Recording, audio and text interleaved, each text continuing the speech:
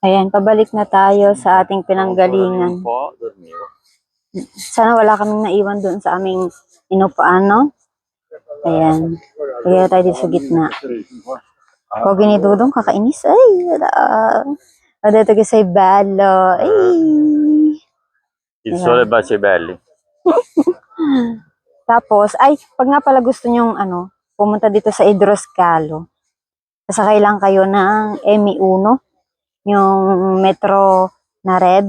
Tapos, bababa kayo ng Sambabila. Kasi MI4. Sì. Tapos, MI4, yung blue. Yan. Tapos, bababa kayo ng Linate. Pagbaba nyo ng Linate, maglalakad kayo straight.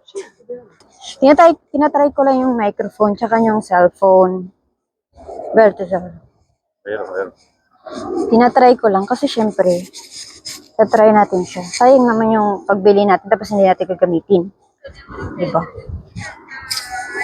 È vero. No, però magari proseguivi e uscivi di tanto avanti. Ito nga pala yung tinatawag nilang dagat ng Milan. Pero artificial lang siya.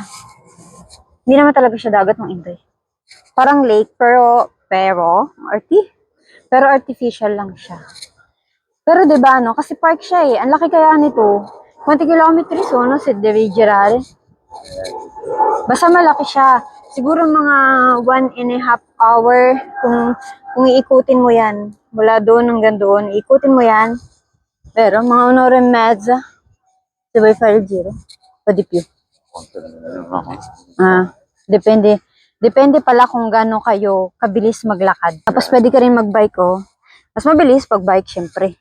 Tapos meron din mga bench kung saan ka pwedeng maupo pag pagod ka na. Doon naman pwede kayo mag-picnic. Ang dami kayo nagpipiknik ng mga eden. Nagdadala talaga sila ng mga pagkain.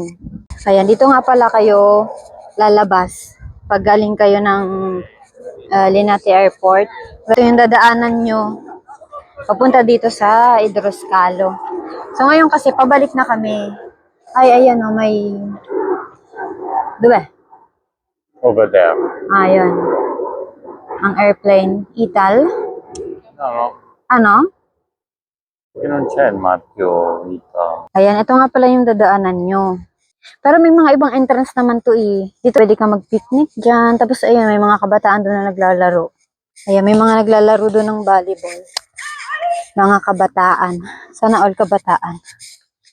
Ayan, kami ni Dudong. Kamusta ang stabilization ng ating camera? Ay, sa gabelo. Ayan, tapos ito na yung Hidroscalo na. Ito na yung pinaka gate niya. Ayan. Pero tesoro, questa è proprio l'entrata. Una delle entrate. Ayan, isa sa mga entrance ng Hidroscalo. Makikita nyo naman yan, no? Ayan. Di ba? Tapos, ito yung lalakarin nyo. Susundan nyo lang tong daan na to. Ayan, basta susundan nyo lang tong daan na to. Hanggang dun sa dulo. Hanggang makikita nyo naman yung yung airport ng Linate.